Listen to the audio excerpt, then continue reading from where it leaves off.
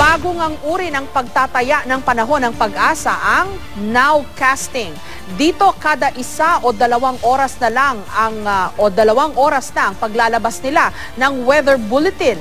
Layon daw nitong mas mabilis na magbigay ng abiso sa publiko lalo na tuwing may thunderstorms. May report si Maki Pulido.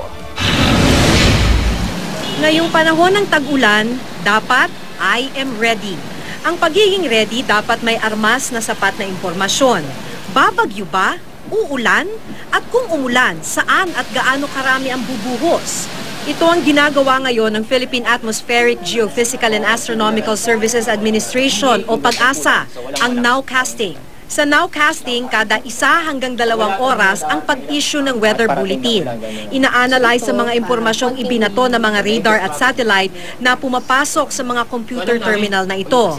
Ayon sa PAG-ASA, layo ng nowcasting ang mas mabilis na pagbibigay ng abiso ukol sa kasalukuyang lagay ng panahon. Kasi ang nowcasting, ang validity po niya 1 hour to 2 hours. Ang 24-hour forecast, syempre, 1 day ang validity niya. Makikita mo ang Nowcast sa Twitter at Facebook account ng PAG-ASA at sa kanilang official website. Naabisuhan din agad ang NDRRMC na siya namang aabiso sa lokal na pamahalaan ng apektadong lugar. At inaayos na ngayon ang SMS application para matanggap din ito sa text. Nakakatanggap din po ang NDRRMC. So ang trabaho ng NDRRMC, magbigay yung information sa mga lugar na maapektuhan.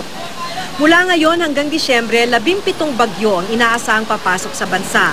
Pero di lang bagyo ang dapat bantayan.